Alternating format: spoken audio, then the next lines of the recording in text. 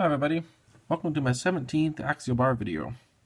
In this video I'm going to be solving the problem you see here. I'm going to find the stresses in wires A and B, and I'm going to find out how much this point moves down at the point of the application of the load. We're going to take into account normal forces from the applied load and also some expansion due to the thermal effects. If you want to know something else about axial bars, feel free to check out any of my other axial bar videos.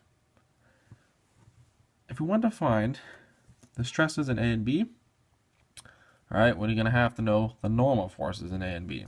Alright, so the only way we can find the normal forces, cut, cut, cut, and we'll take a look down this way and get a free body diagram happening on that piece. Okay, boom, free body diagram. So we have these three pieces. P 900 kilonewtons, and then we have the three reactions in here, Na, NB, and another here, NB. Alright, now we should really be calling these two separate forces, but since this is a very symmetric problem, like these are both the same length, that's the same length, we know that these forces in these two are going to be exactly the same. Alright, and then of course we still have angle theta here, which is the same here. Label our directions, and do the sum of the forces in the y to be 0. You can find out this, Na plus 2, because there's two normal forces here, 2NB times the cosine of theta. That's the ratio of adjacent over hypotenuse, so that's 2 over 2.5. Alright, put that in here, 2 by 2.5 minus P equals 0. So let's just rewrite this result here. We Na plus 8NB by 5 equals P. Alright guys, here we go, our first equation. This is a forces equation. Alright, it's statically indeterminate. We need a forces equation, and then to solve for Na or NB, we're going to need to relate the displacement. Alright, so let's move into a displacement geometry. Displacement. There we go. So this type of situation has a unique displacement. So just like any other displacement, we like to draw what's happening beforehand and then what it looks like afterwards. So you can imagine beforehand, it kind of looks like this.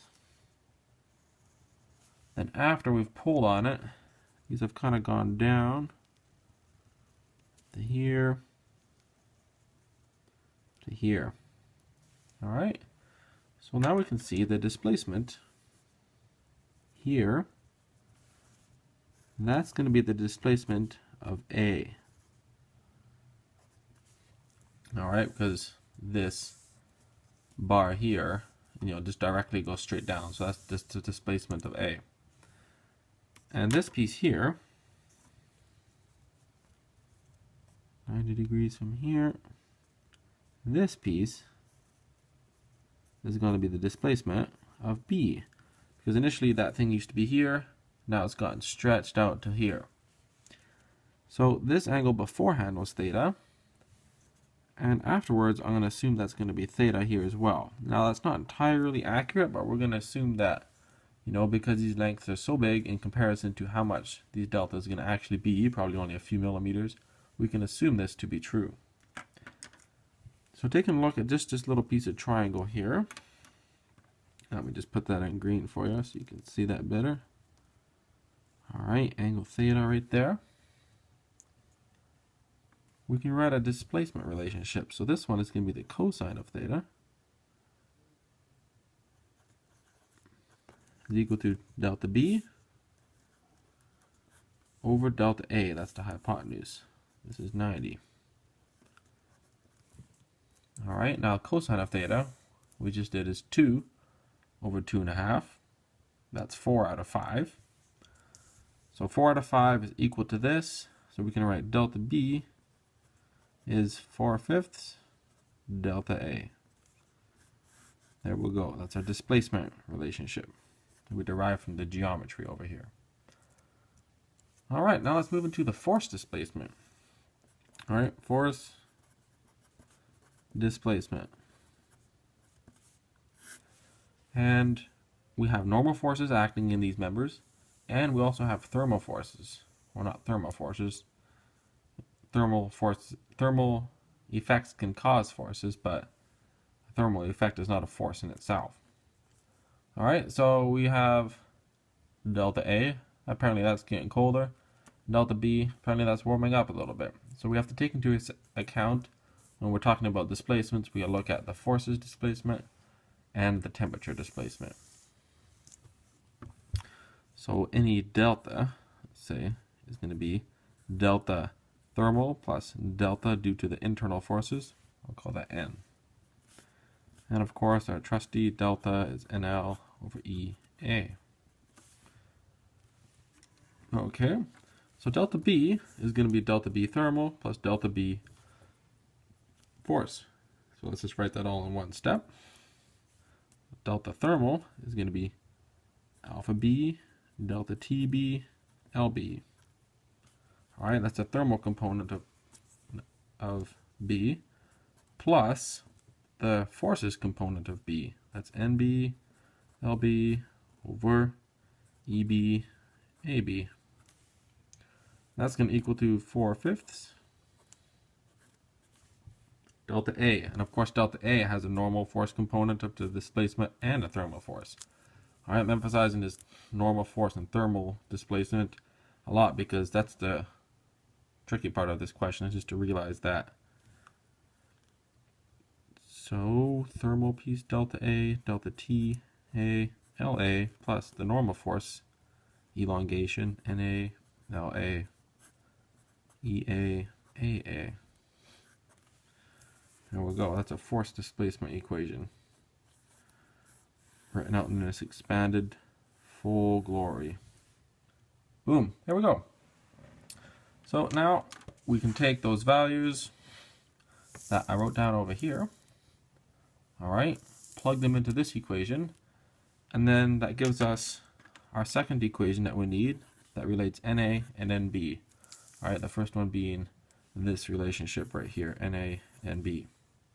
All right, now you could plug in all your numbers, solve it, NA equals something, plug it back in substitution. But a way I recommend that's quite a bit faster is to graph it. All right, so you say let NA, let's just say let that equal Y, make it Y equals something, and then make this one NA equals something. Replace NA with Y equals something. Plot them both on either your calculator or an online graphing program like Desmos. All right, really recommend these guys, this website.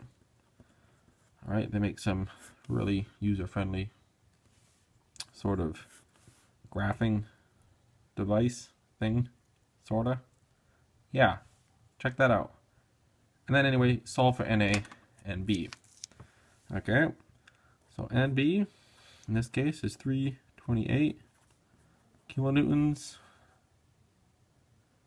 NA 375 kilonewtons. Okay, now we know that stress is normal force by area. All right, so stress in B is NB AB. So the stress in B is 219 MPa, and by the same reasoning, the stress in A is 186 MPa. All right, now they could give this to you, this sort of question, as a design problem. You know, if this is a certain amount, what is the maximum allowable applied force? In that case, you just take P here, and instead of it being a number, you just take it as a variable, treat it as a number, and just drag it through all these equations until it pops out at the end as equaling something. All right, so that's the first part of this question. Find the stresses and now the delta at the point of application of the load.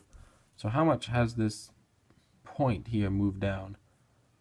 Well, that's just going to be how much delta A is, right? Delta A is straight up and down, the force is up straight up and down. So delta A is just going to equal to this delta. So essentially solve for delta A. We can do that. All right. We know that delta A is equal to the delta A thermal component plus the delta A normal component. Delta A is equal to the components of these components. So alpha A, delta T A, L A plus N L over E A. A. All right, plug in your values. Now that we have the normal force from here, we can just plug that guy right into there. And like we said, delta A is equal to delta. And going ahead and solving this, delta is 3.4 millimeters downwards. All right. So those are the answers to this question. And let's just do a quick review of what we did here actually. So when we seen this question, we realized firstly, statistically indeterminate, and we have some temperature increase, decrease happening. All right. Then in order to find sigma, we need the normal force. So we made our cuts, made our free body diagram, found a relationship between NA and B. Then we realized it was statistically indeterminate, so we needed some displacement relationship. We draw a very accurate diagram here and find the relationship. Then we're going to force displacement, realizing that there's a thermal and normal effect to the displacement. Solve for NA and B, found a sigma, and then asking for the displacement of the point of application, we realized that was just delta A, and it turned out to be 3.4 millimeters. All right, so I just want to stress the process I used here. All right, it's the process I found to be very effective for any of these types of problems. You initially draw the picture out very clear, understand what the question is asking. Then you break it down, you find your forces by drawing a really clear free body diagram. I like to box and number my answers. All right, sometimes I might even go, one from the side if I'm going to do more than like 3 or 4 pages. All right, draw very clear diagrams, label them neatly, and then go through this. Forces, displacement, force relationship, and then solve. All right, the process is what pretty well guarantees you the answer. All right, hope this helped you out a bit. Thanks so much for watching, and I'll see you in my next axial bar video.